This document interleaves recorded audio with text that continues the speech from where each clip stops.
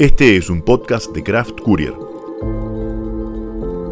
en el que Agustín Garetto y Milan Jedic analizamos semanalmente la política, la economía, la cultura, los temas internacionales y los hechos relevantes con una visión de conjunto, reflexiva, analizando tendencias, actores y teoría para entender mejor la realidad, priorizando la calidad de un análisis artesanal por sobre la velocidad y la cantidad. Hola Milan, ¿cómo va? Hola Agustín, ¿cómo andás? Todo bien, espero que nuestra audiencia también se encuentre bien. Ya a fin de mes, justamente, cada vez se hace más difícil los fines de mes en Argentina, pero bueno, espero que todos se encuentren muy bien. En una semana que quizás no han ocurrido hechos tan puntuales, emblemáticos o algo por el estilo, pero en este episodio, como hemos mencionado en el último, vamos a traer cuestiones anteriores y después vamos también a tratar temas que sí ocurrieron esta semana, temas que quizás son de menor importancia, por así decirlo, o temas muy puntuales, ¿no? Creo que vendimos bien en el episodio anterior ¿no? Con el análisis del discurso en el Luna Park de Milei y el acto de mayo. No el pacto, sino el acto de mayo. Tal cual, sí, sería como la palabra pacto y en la P entre paréntesis, ¿no? Y bueno, tenemos justamente estos dos discursos, como mencionaste, de los cuales ya en un ratito hablamos. También hay otro discurso que ocurrió hace unos días en la Universidad de Stanford, en California, que Milei ha sido invitado. No vamos a hablar puntualmente de ese discurso porque es muy similar al de Luna Park, hasta la estructura, es decir, y no, o sea, no está mal, no estamos diciendo que con esto sea un error, sino que ha propuesto él dar ese tipo de discurso. Y esto lo quiero relacionar con una idea que se me ocurrió, porque justamente si uno contrasta estos dos discursos, el del Luna Park y el del 25 de mayo, es como que Milei propone de que hay dos públicos, ¿no? Un público al cual apunta un discurso muy cargado de cuestiones económicas, de teoría económica, de razonamiento económico, de un lenguaje economicista, y otro discurso más apuntando a cuestiones más políticas, si se quiere, como fue cargado el del 25 de mayo. Yo diría revisionistas, más que políticas. Sí, puede ser en clave revisionista, porque propone una idea que por lo menos discute con otras vertientes de debates historiográficos que hay hoy en la academia sobre la historia argentina, ¿no? Sí, yo más que nada lo decía por aquel episodio que grabamos con Nacho López, el número 6 de esta segunda temporada, en el cual hablábamos del uso de la política, de la historia en Milei, ¿no? Y esto de traer figuras, de hacer interpretaciones, de darle un sentido que no necesariamente es el que la academia tiene de ciertos hechos, ideas, personajes. A eso me refería. Sí, muy similar también al que usó Cristina en su momento, que han usado también otros políticos en el globo, no solamente en Argentina, no somos exclusivos en esto. Que bueno, lo vamos a tratar, pero principalmente vamos a hablar ahora del Luna Park. Como ustedes habrán escuchado en algún lado, Javier Milei presentó un libro, escribió un libro y luego lo presentó, que es llamado Capitalismo, Socialismo y la Trampa Neoclásica. Él en el discurso trata un poco más o menos diciendo al principio de que, bueno, el libro habla sobre sus ideas del capitalismo, del socialismo y la democracia. Que voy a aclarar, no lo leí, no lo tengo, estaría bueno, no digo que esté mal leerlo para nada. Vamos a hacer el ejercicio de leerlo y después comentarlo. Es llamativo porque por lo menos en las dos presentaciones que hizo en clave de este libro, tanto en el Luna Park como en el Instituto Hoover en la Universidad de Stanford, nunca habló de democracia. Eso es llamativo y a mí me interesaría saber qué opina él o qué piensa él sobre la democracia. Es más, en sus discursos diferentes, levanta la palabra como parte de sus principios y valores. La democracia. Y nunca después ni la define, ni dice qué interpreta por ella, ni cuáles son sus luces o sombras, como decía Ujú. Alexis de Tocqueville, nada, cero. Es muy importante definir qué piensa cada uno en política de las palabras. Y lo hemos dicho en la primera temporada, en especial respecto al concepto de república, no sé si te acordás, Agustín. Sí, obvio. Y que hablábamos mucho de qué interpreta cada uno por república. Incluso decíamos, una de las personas que más entiende del tema es Carrió, pero tampoco es que sus seguidores entiendan, creemos nosotros, o yo por lo menos, exactamente lo que ella quiere decir cuando habla de república, porque termina siendo fatalista muchas veces y no tan académico, tal vez en su instituto Ana Arendt sí, pero en los medios de comunicación no, y la gente no termina de comprender exactamente qué es lo que quiere decir, que es un concepto correcto el que ella tiene, ¿no? Igualdad ante la ley, Estado de Derecho. Sí, sí, obvio. Y lo que es llamativo en Milei en la cuestión de democracia es que él se encarga de definir muchas de las palabras que usa. De hecho, vamos a tocar una que ha dicho en el discurso, pero la de democracia quedó ahí. Y es interesante lo que vos remarcás, decir, bueno, ¿qué opinás? ¿Por qué? Porque, por ejemplo, esto es solamente para poner de ejemplo, cuando Alemania fue dividida en dos, había una que se llamaba la República Federal de Alemania y la otra se llamaba la República Democrática de Alemania. Y Que uno era si la lo menos lee, democrática de las dos. justamente, si uno lo lee, diría, la RDA, que sería la democrática, era la de Occidente. No, todo lo contrario. O la República Popular Democrática de China, ¿no? Claro. Pero bueno, está bien que si a un chino le preguntás si vive en democracia, te va a contestar que sí. Lo que pasa es que él tiene otro concepto de democracia al que hay en Occidente. Por eso hay que definirlo. ¿Qué es lo que entendés Justamente. por democracia? Exactamente. Y en relación con esto, antes de entrar ya en cuestiones puntuales sobre el discurso del Luna Park, quiero como meter solo como introducción que estos discursos que da Milei, es decir, para este tipo de público, esa es la idea que él está cargado de un lenguaje economicista. ¿Y qué quiero decir con esto? ¿Que está mal que hable de economía? No, sino que todo lo que él ve, lo ve en clave económica. Y no es una cuestión solo de la escuela austríaca, los neoclásicos o los keynesianos, sino que es normal y sobre todo en la academia. Por ejemplo, siempre una discusión que tengo es sobre los que son marxistas. Que son marxistas no significa que lo tengan tatuado a Marx en la espalda, sino que en resumidas cuentas significa que a todos los procesos lo ven como lucha de clases.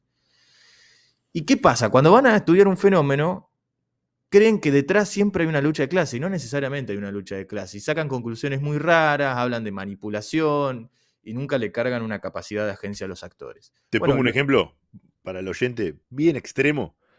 Cuando en el Mundial en Estados Unidos se preguntaban por qué Argentina no tenía jugadores negros. Eso es una forma recontra marxista de ver todo en el conflicto, en el problema, en la lucha de las minorías, de la opresión, ¿qué tiene que ver? Juegan los mejores y no importa el color de la piel. Agarraron los mejores 23 y llevaron los mejores 23 para ser campeones. Punto. Pero sí, esa es la sí, lógica del marxismo. Siempre estar la lucha, la confrontación, la minoría oprimida por algunos grupos opresores. Esa es la lógica permanente, tal cual como dijiste. que en algunos procesos claramente los hay, eso está más que claro, pero que no todo, o sea, no la realidad corre por ahí, no siempre es eso. Bueno, lo mismo se podría decir que hay en Milei. Ahí está todo cargado de economicismo y todo se define desde un lenguaje economicista. Siguiendo esta lógica, siguiendo esta introducción, él, de algo que me ha gustado, que dé justamente esta definición, como hablamos, de una definición de mercado que es la siguiente. Él dice que el mercado es un proceso de cooperación social donde se intercambian voluntariamente derechos de propiedad.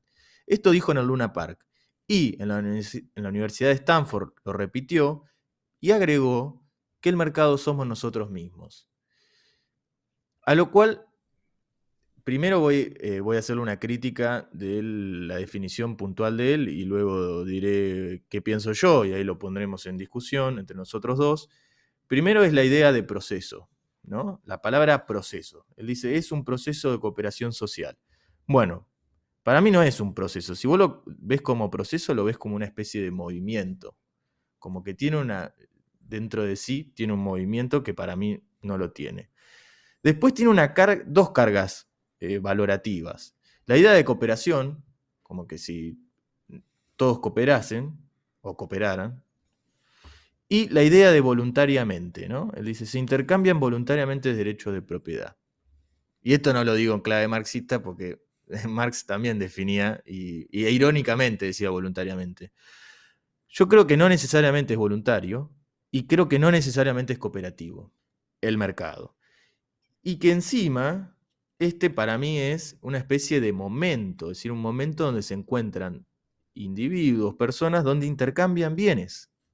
Y solo forman parte de ese momento quienes tienen bienes para intercambiar. Esto quiere decir que no todos somos el mercado.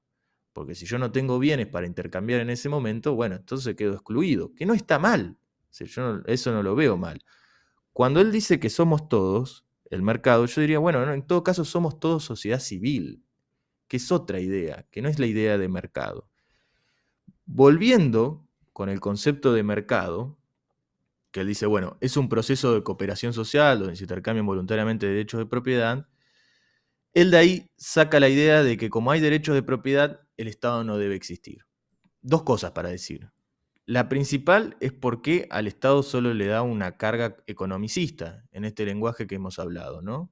Eso es por lo que dijiste, que todo es economicista. Claro, está cargado en ese lenguaje. Eso por un lado. Segundo, ¿quién reconoce los derechos de propiedad? Algo tan básico. Él dice, derechos de propiedad son como, bueno, uno si lo lee a Locke, él dice que son derechos naturales, ¿no? Y que la propiedad es una extensión del individuo. Si eso está trabajado por mí, bueno, es como una extensión de mi brazo, ¿no? Pero en la actualidad sabemos que si hay algo, es una institución. Y en la antigüedad también, es una institución la que reconoce el derecho de propiedad. Que no siempre es una institución formal, en el sentido racional burocrático que lo conocemos hoy, si queremos citarlo a Weber, ¿no? No necesariamente, a veces es una, qué sé yo, una autoridad legitimada por la tradición, no sé, en una tribu. ¿Quién dice que la comida que vos cazaste es tuya si estás en una tribu? Bueno, el que tiene la autoridad, que si uno lo quiere ver en la definición de Estado que tiene Milei, que es muy resumida, porque él dice es el que tiene el monopolio de la violencia, lo que pasa es que se olvida la palabra legítima y otras cosas más, de las cuales habla Weber sobre el Estado, porque es una definición de él, es quien imparte obediencia, es decir, es el que tiene la capacidad de imponer y que su imposición sea respetada por el resto de la tribu, de la sociedad. Esa definición de Weber es correcta en cuanto a que define una de las características centrales del Estado, ¿no? El monopolio legítimo de la violencia. Pero hay otras funciones que el Estado tiene que si lo ves en clave economicista no las reconoces. La seguridad, la justicia, la salud, la educación, un montón de otras funciones que tiene el Estado que no son necesariamente económicas. Y así como no todo es económico, la contracara es que no todo es político. Esto lo hablábamos creo que con Luciano de Privitelio en el episodio que hicimos con él. No todo es político, porque la otra parte del populismo, la izquierda populista, ¿no? Te dice todo es político. No todo es político. Ya lo vimos con la definición de Julian Freud en su momento, ¿no? Sí, en eso que tengo en la discusión, si yo como una pizza en mi departamento solo, no es política. Claro, y el hecho de comer la pizza tampoco es económico. No, Sí fue económico cuando compraste, vos hablabas de momento. Eso me gustó, el momento para hablar de mercado. Me gusta ese concepto. A mí me gusta más pensarlo como un lugar en sí, donde genera esa el ámbito, interacción. ¿Cómo? el ámbito, como ámbito. Claro. Imagino los mercados tradicionales, la feria, ¿no? Vas a la feria y compras ahí la fruta, la ropa, la verdura, no sé, un juguete para tu hijo, que está todo ahí ofrecido, ¿no? Con diferentes proveedores, como esa idea, ¿no? Y digitalmente lo mismo, Mercado Libre es eso, vas a un lugar, entras a una página web y buscas ahí precio, cantidad, calidad, eh, característica. Es como un lugar al que vas a interactuar. Que cooperás, no siempre cooperás, De hecho, la teoría económica tiene muy bien estudiado, la teoría de juegos, qué pasa cuando cooperás, las cosas positivas que pasan, y qué pasa cuando no cooperás, o cuando alguno de los dos no coopera, o cuando los dos no cooperan, cuáles son los resultados, y que son realistas, digamos, o sea, suceden. Sucede que a veces los agentes económicos no cooperan. Claro, el mejor escenario es el de la cooperación, sin duda. Da la mayor cantidad de bienes a mejor precio. Pero no necesariamente, como dijiste vos. Ahí estoy de acuerdo.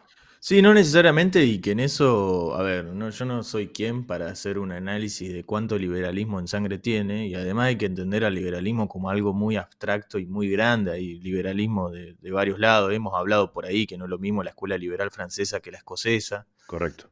pero no hay como fundamentos básicos, y el liberalismo acuerda en la idea de cooperación, en que hay que buscarla, pero no está de acuerdo con que necesariamente el ser humano es cooperativo, porque si no, no tendrían sentido las instituciones. Ni tampoco los incentivos a generar la cooperación. Y ahí es donde las instituciones entran. Y donde entra la política, entendida, como muchas veces lo hemos dicho, como la política se creó o se pensó en su manera de definición inicial en la Grecia antigua, ¿no? Tratando de ver lo que es bueno, lo que es bello, lo que es aconsejable, para tratar de mostrarle al resto de la sociedad, quienes sí se dan cuenta de eso, cómo actuar bien, cómo actuar mejor, qué es lo que va a ayudarte justamente a que cooperes y que tengas un mejor resultado. Porque no todos lo ven naturalmente. Si no, no habría violencia, no habría injusticia, no habría opresión, no habría nada de todo eso. Ujú. Esas instituciones son las que eh, generan los incentivos, generan los premios, los castigos. Eso es el Estado. Esa es la política. Sí, justamente, y coincido también en la idea que no todo es política, no todos somos el Estado. Eso es una idea de la sociedad orgánica que pensaron los totalitaristas, o los Exacto, totalitarismos, ¿no? exacto. Que después el populismo lo rescata y lo romantiza. Y por otro lado, que tampoco todo es económico, y ya yendo un poco en profundidad, o específicamente al discurso de Milei, ahí en el Luna Park, en un momento habla de cómo la economía creció hasta el 1800 y de ahí en adelante tuvo un crecimiento, creció relativamente poco, y de ahí tuvo un crecimiento exacerbado con la revolución industrial. Haciéndote entender que todo eso sucedió porque no estaba el Estado. Mentira, el Estado fue justamente el que creó las condiciones para que eso suceda. Hablamos una vez, vos mencionaste en un episodio el rol de la corona inglesa para el desarrollo de la revolución industrial, el Estado de Derecho, el Estado de Bienestar, las estrategias de desarrollo de Corea, de Japón después de la Segunda Guerra Mundial, de Irlanda, tanto que él cita Irlanda, ¿no? Ujú. La estrategia de desarrollo que tiene Irlanda. Eh, Hemos mencionado hace bastante el rol de, de en la Emilia Romana, esa región del norte de Italia, de los clústeres, de las cooperativas, que son instituciones, que en definitiva es el Estado. Puede ser más pequeño, más local, más global, más regional, pero no deja de ser una institución creada por las personas, por supuesto, pero que trasciende a la persona. Sí, y además, bueno, en el caso este de la revolución industrial que mencionaste, que si no hubiera sido por el Estado, o sea, no hubiera tenido el desarrollo que tuvo. Y aparte todo el desarrollo, a ver, quienes vivieron el momento, no le pusieron el nombre de revolución industrial, eso está más que claro, ese nombre es a posteriori, pero fue todo un combo de cosas, donde claramente hubo un sector privado, que cuando uno habla de sector privado se refiere a personas con intereses privados, pero también hubo un rol de la corona británica, específicamente con sus colonias y específicamente con la capacidad que tenía para abrir mercados, porque lo que se conoce como revolución industrial arrancó sobre el mercado interno, más que nada, y claramente encontró un límite, una saturación, podríamos decir, muy próximo en el tiempo, y bueno, después tuvo que trascender las fronteras. Claro. Y ese trascender las fronteras, si no hubiera sido por la corona británica, no se hubiera dado. Es así. Pero él da la idea como que ese crecimiento fue solo privado y que ahora apareció el Estado socialista, también lo menciona cuando habla del camino de servidumbre del libro, dice, bueno, al final todo termina en la trampa de la miseria socialista, ¿no? Del buenismo socialista. Como si en este periodo no hubiera habido Estado generando condiciones, hasta en Inglaterra mismo, muchos de los obreros eran terriblemente explotados y se generó ahí una cierta contención social y mejoramiento de la calidad de vida, de la higiene, etcétera, de la salud, y eso lo hizo el Estado, en Sí, paralelo con ese crecimiento económico, ¿no? Entonces no es que todo eso lo hizo el privado y ahora aparece el Estado y solo roba, porque él está muy influenciado por la mala gestión que ha tenido en Argentina la política tradicional administrando las cosas del Estado, las cosas públicas. El peronismo, el radicalismo, el kirchnerismo, el nombre que cada uno le quiera poner, Cambiemos también, han hecho una pésima, pésima gestión que nos lleva a la situación en la que vivimos hoy, pero no es que eso es culpa del Estado, eso es culpa de los que manejan mal el Estado, que es muy tal distinto. cual. Es de la ineficiencia, de la incapacidad, de tampoco modernizarse en algunos aspectos, de mantener una especie de relaciones, no voy a decir precapitalistas, pero sí bastante fuera de lo moderno. No, bueno, Eh, muchas veces también hemos mencionado el neopatrimonialismo y la captura del Estado, el sí, capitalismo prebendario, todo eso es claramente, no te digo que medieval, pero no, obvio. parecido. Pero por eso uno, que nos están escuchando desde Capital Federal, no crean que así es todo la Argentina. Claro, no, no. No crean que funciona así. Y eso, bueno, no tiene nada que ver con el socialismo y no tiene nada que ver con otras cosas que él fundamenta.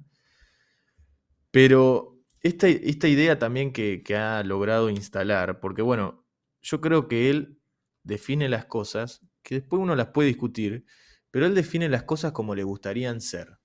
Es como que yo defina que los perros tienen cuatro patas y hablan, porque a mí me gusta que hablen. Pero después en la realidad no hablan. Entonces, ¿cómo voy a definir yo que los perros tienen cuatro patas y hablan? ¿Qué analogía podemos hacer con esto con la de Milei? Bueno, la de los monopolios. Él dice los monopolios son buenos. Y uno le puede decir, che, pero ¿por qué las experiencias con los monopolios fueron malas? Porque estaba el Estado. Y cuando uno busca en la historia, el Estado estuvo siempre. Entonces, como muy circular el discurso de Milei. Eh, y sí hay que meterse en la cuestión del monopolio, porque la cuestión del monopolio, por ejemplo, existen monopolios en los cuales el mismo monopolio busca la defensa Sí, la defensa del Estado para mantener ese monopolio. Hay un montón de, de hechos, de ejemplos que se podrían poner en esto, de cómo algunas empresas han obtenido un gran poder económico y se han asociado al Estado para mantener ese poder. Claramente no al Estado, sino a los administradores, ¿no?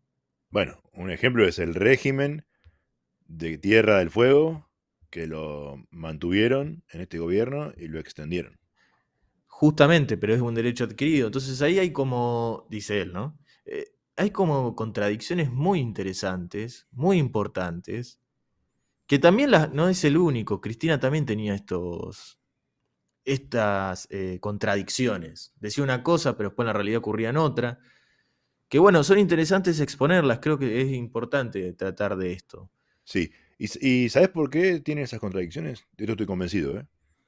Por la falta de un programa. Porque, ¿qué hace el programa? El programa lleva tus ideas teóricas a una implementación práctica, en donde vos decís, etapa por etapa, qué es lo que vas a hacer, cómo se implementa, cuánto cuesta, cómo se financia. Haces la etapa uno, después la etapa 2, después la etapa 3, qué conlleva cada una. Tenés métricas, tenés aprendizajes, podés hacer algún ajuste, pero tenés claro qué viene después. Hacer el primer kilómetro de ruta, el segundo va para la derecha, para la izquierda o para adelante. El tercero, sigue derecho o dobla. Bueno, ¿por qué? Tenés el plan, tenés el programa, tenés el plano. Si no tenés ni idea, y ahí es donde sos ambiguo, ¿no? Justamente, y en la ambigüedad ocurren las peores tormentas. Así es, terminás en cualquier lado. Y una de esas, que la menciona Milei, es la crisis del 20, ¿no? Sí. Y dice que fue un gran revés para la escuela austríaca. Que la escuela austríaca se desarrolla con su plenitud posterior al 20, no ahí, con Hayek y von Mises. Pero además de eso,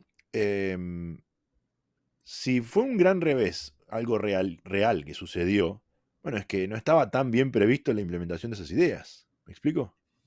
Sí, que tenían crisis. Que eran ideas teóricas, pero bueno, de ahí, de la teoría a la práctica, hay que hacer un programa.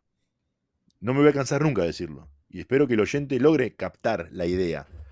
Creo que muchos de los que nos siguen ya tienen saben que yo pienso así y supongo que muchos deben coincidir, ¿no? Si no tenés el programa, no podés bajar tus ideas a la realidad. Y es más, el programa te permite entablar un diálogo con el resto de los actores políticos, a ver de tu programa qué les gusta o qué aceptan. Y que si ellos tienen uno, te lo den y vos puedas hacer lo mismo. Decir, esto me gusta, esto no me gusta, tengo una alternativa para esto, te propongo esta otra idea, esto me gusta, lo tomo y avancemos. Ahora, cuando son ideas así, sin aplicación práctica, muy difícil. Y justamente en esto, excepto lo último, lo de poder negociar, porque a este autor mucho no le gustaba negociar, él lo ha mencionado a Gramsci en el discurso, se le tiró la pelota como que si Gramsci lo leen solo los populistas de izquierda.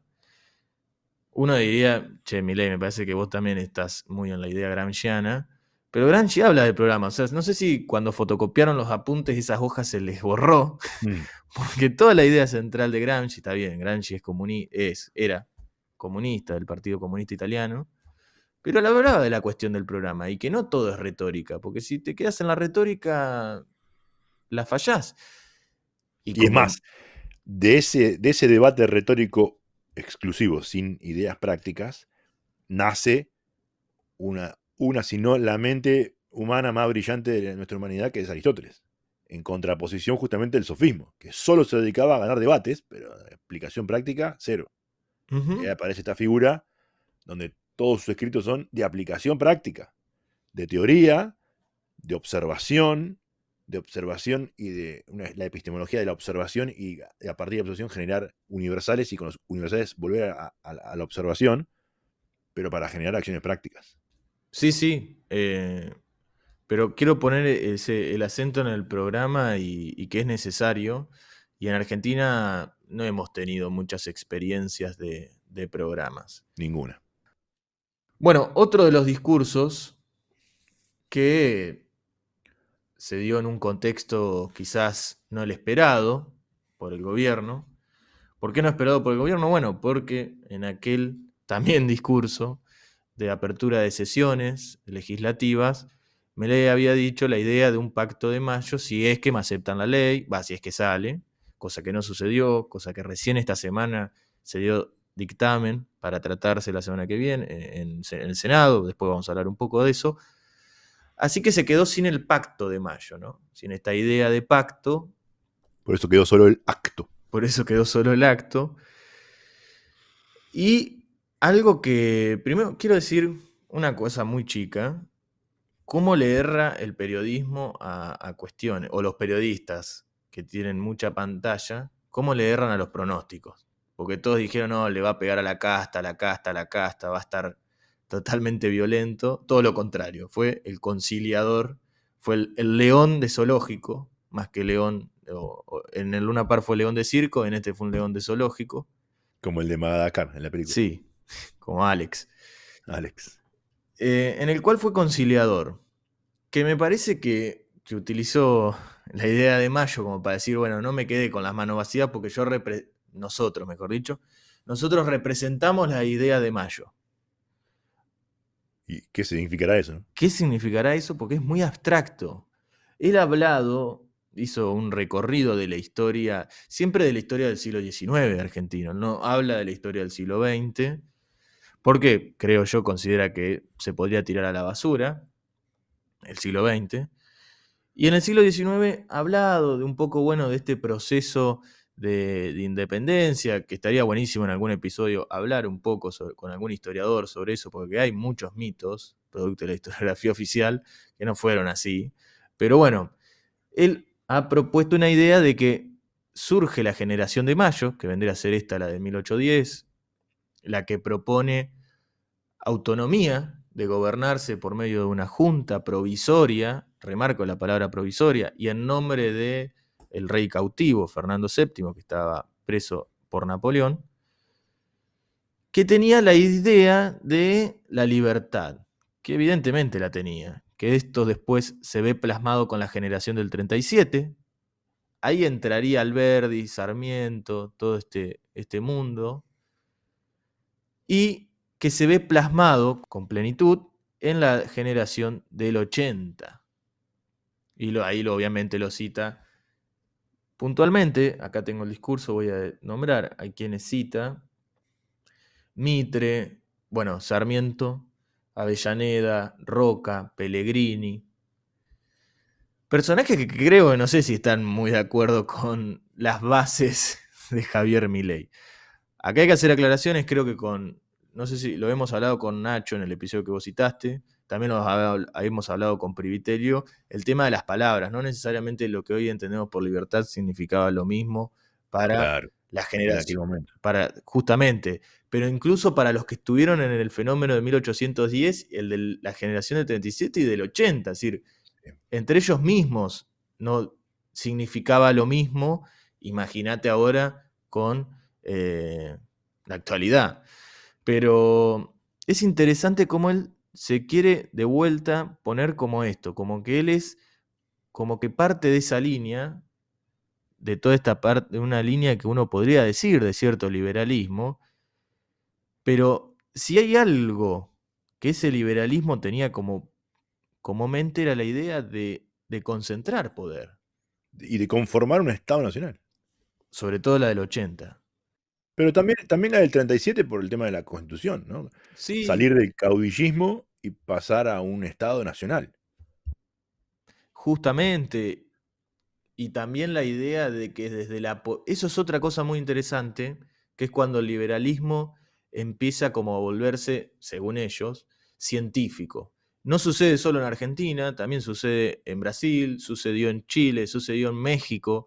La idea del liberalismo científico, muy positivista, lo hemos hablado de esa configuración del Sí. positivismo a fines del siglo XIX, que creían que por medio de las instituciones políticas podían cambiarle la vida a la gente, para bien siempre, ¿no? Ujú. Le podían cambiar la vida a la gente, que es totalmente en contra de lo que él dice, que un burócrata no puede en una oficina establecer qué tengo que hacer. Entonces, esas contradicciones son muy llamativas y es más para mostrar un poco de una manera muy graciosa, ¿no? Eh, como dijo Priviterio, no podemos pedirle a los políticos un uso coherente de la historia, ¿no? Y no necesariamente todos tienen que saberlo. Pero bueno, cerrando con el tema del discurso, porque dijo algo que también que creo que hay que marcarlo, que obviamente quedó en el olvido, hoy ya posiblemente que nos escuchen se hayan olvidado, es la idea del Congreso de Mayo, por ejemplo, ¿no? Una idea muy rara en el contexto de él, porque lo que él proponía con el Congreso de Mayo es, bueno, cuando me aprueben, Consejo de Mayo, no Congreso, perdón, cuando me aprueben la ley o las leyes y el paquete fiscal, crearemos el Consejo de Mayo que estará integrado por un representante del gobierno nacional, uno de las provincias argentinas, como que si las provincias argentinas pudiesen poner un solo representante, un representante de la Cámara de Diputados, uno de la Cámara de Senadores, uno de las organizaciones sindicales y uno del empresariado argentino. Si vos no podés conseguir, o sí podés, pero te cuesta muchísimo, conseguir un dictamen para tratar una ley, ¿cómo vas a poder lograr formar esto? Pero más allá de eso, ¿qué utilidad tendría? Es imposible. Es que no tiene ninguna utilidad práctica.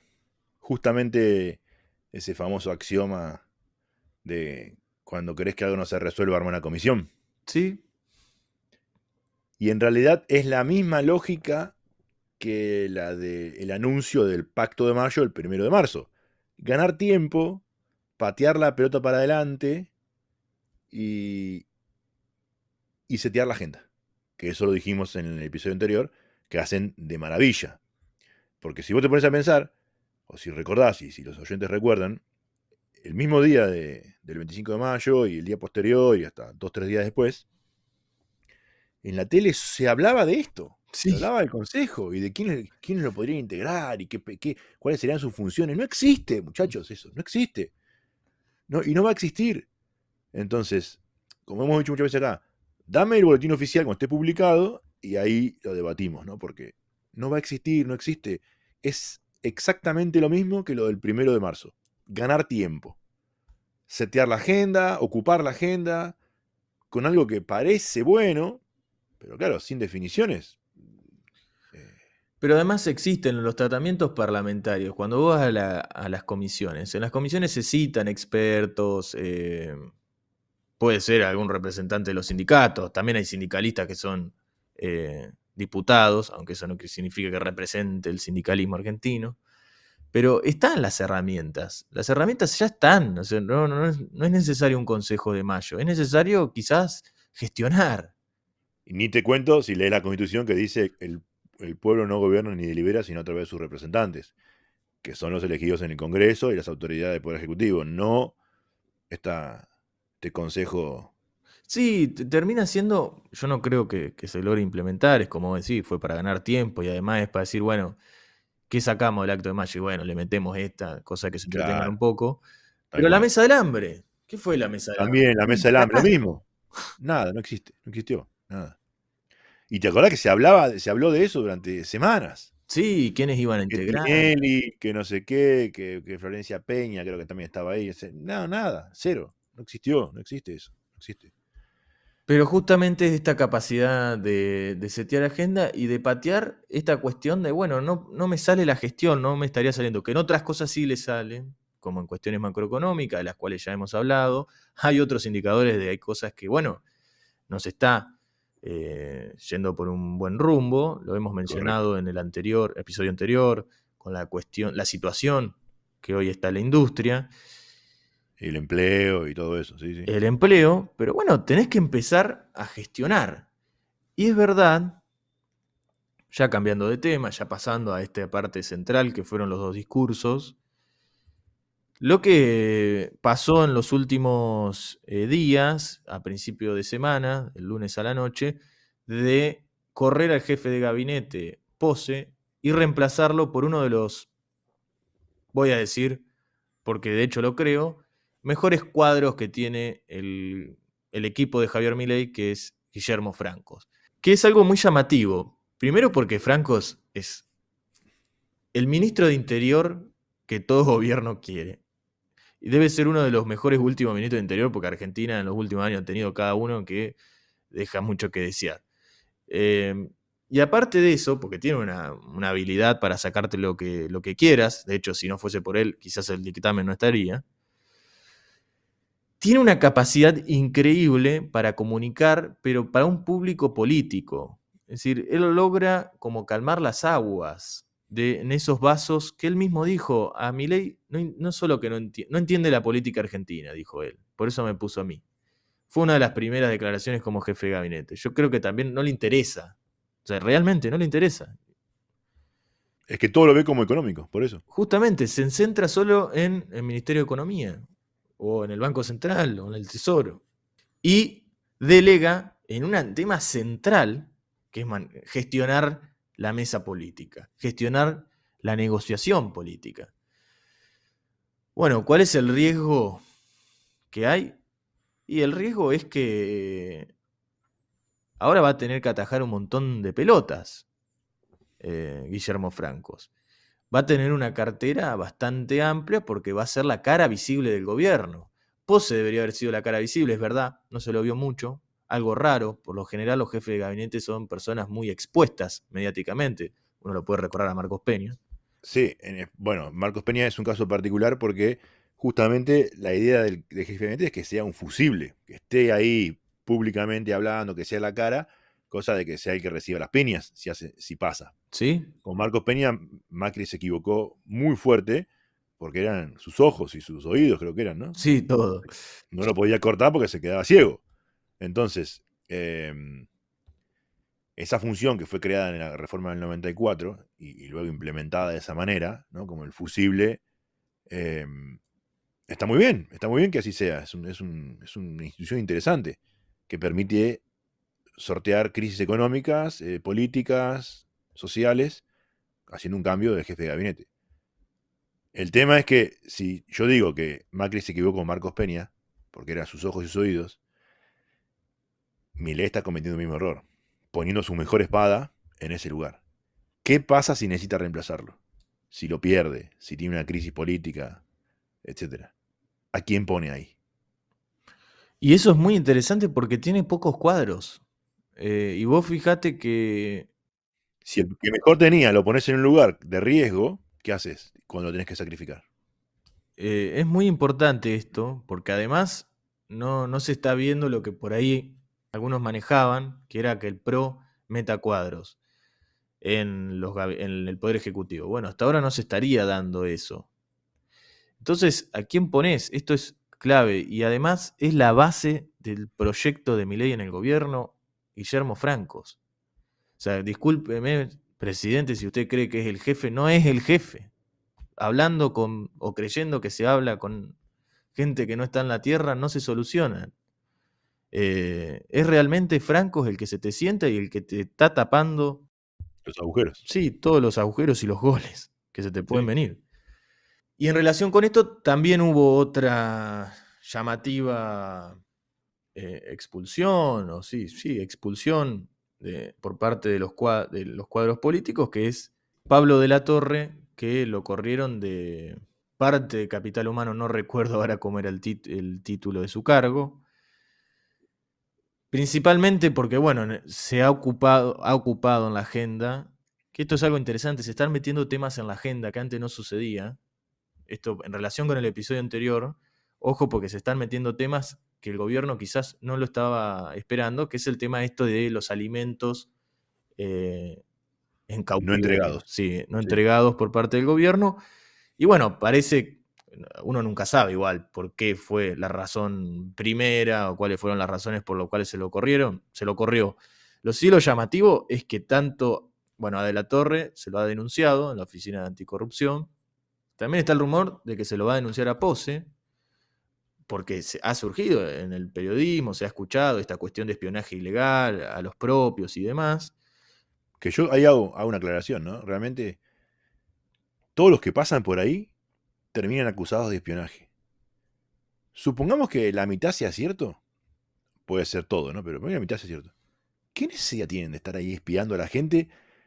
Encima gente que sabés que va a ocupar ese cargo capaz que 6 meses, un año, y se ponen a espiar, perdiendo el cargo, perdiendo todas las posibilidades de hacer cosas buenas que se tiene ahí.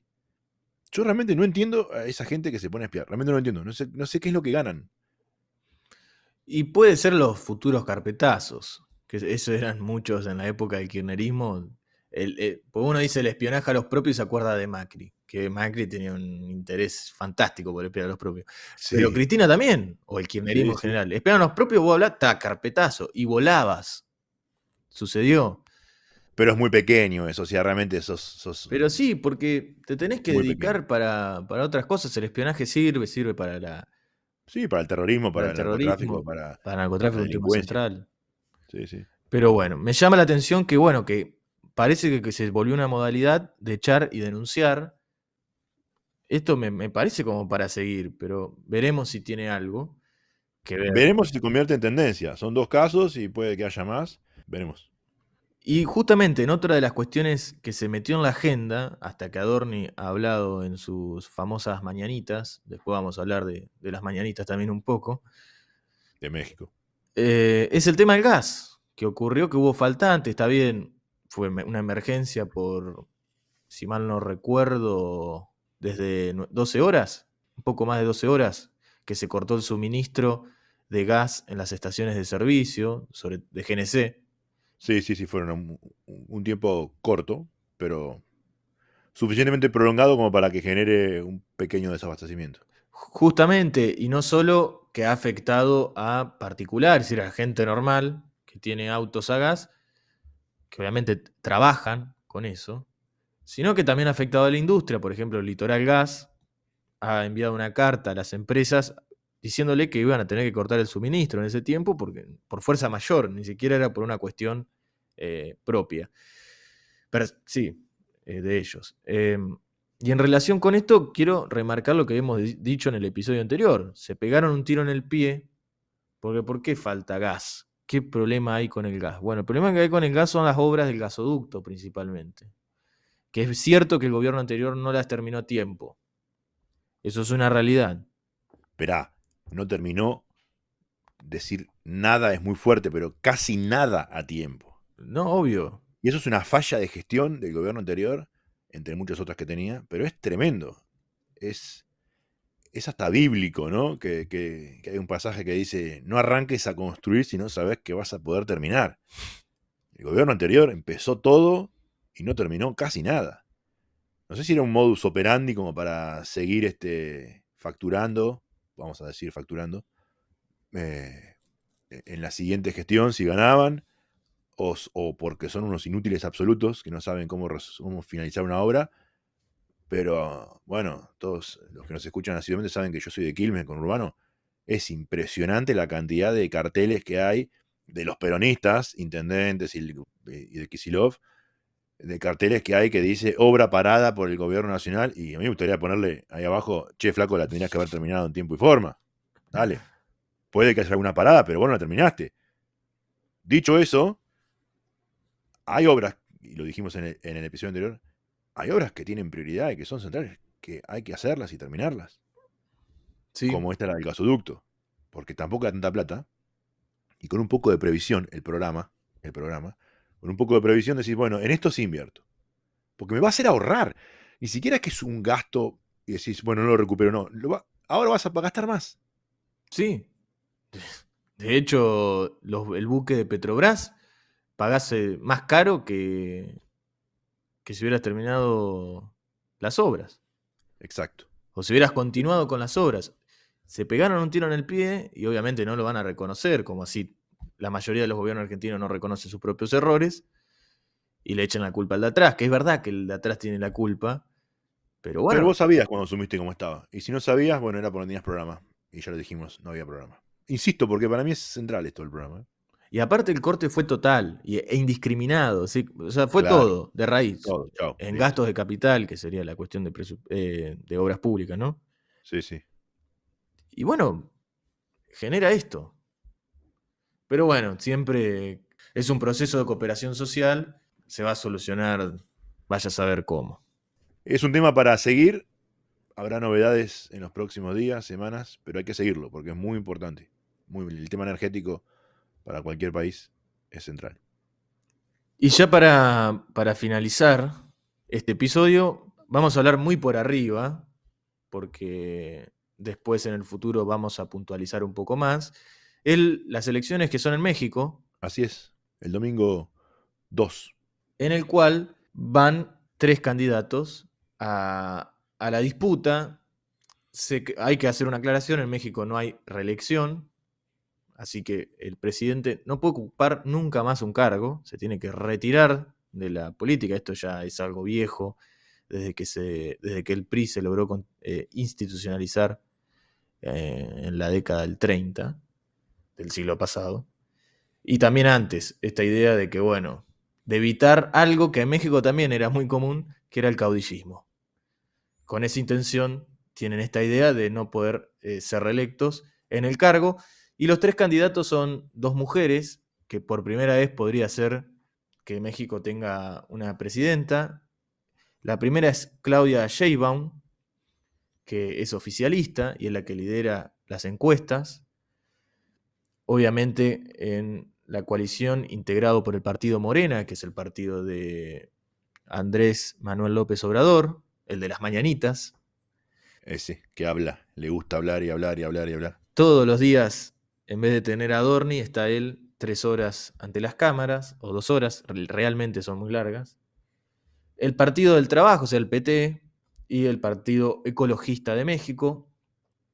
Después viene Xóchitl Gálvez, que es llamativo porque es una especie de, bueno, está el oficialismo, podríamos decir, la antipolítica o la antipolítica tradicional, muy cargado de populismo, claramente, en este caso más de izquierda, con esa tendencia. Y Xóchitl, que viene a representar, no ella particularmente, sino toda la coalición, la política tradicional, porque es la coalición del PRI, del PAN y del Partido de la Revolución Democrática, el PRD. O sea que son todos los partidos tradicionales que en las encuestas no les está yendo demasiado bien. Prácticamente el 50% de los votos en las encuestas la dan por ganadora a la candidata Sheinbaum. Veremos si eso se da. Obviamente las encuestas pifian. Ya lo sabemos. Y por último, el candidato joven, con 39 años, Jorge Álvarez Maínez, que fue diputado federal del Congreso de la Unión. Un tema como el de México muy llamativo porque, bueno, es una de las campañas más políticas, más sangrientas de la historia de México por el narcotráfico, claramente, ¿no? Que de por sí son sangrientas normalmente, siempre asesinan candidatos, esta vez ya se fueron a un extremo. Sí, que bueno, vamos a profundizar en el futuro esta cuestión, no nos vamos a detener ahora y además no hay tiempo, pero bueno, son los problemas del avance del narcotráfico y la falta de ese maldito Estado, ¿no? Veremos qué pasa. Es muy interesante. Recomendamos a los oyentes que sigan el tema si escuchan este episodio antes del domingo y si no, que también busquen los resultados. A ver qué pasó. Bueno, Milan, nos vemos el próximo viernes. Así es, nos vemos la semana que viene. Saludos a nuestros oyentes. Gracias por estar ahí. Chao, un abrazo. Chao.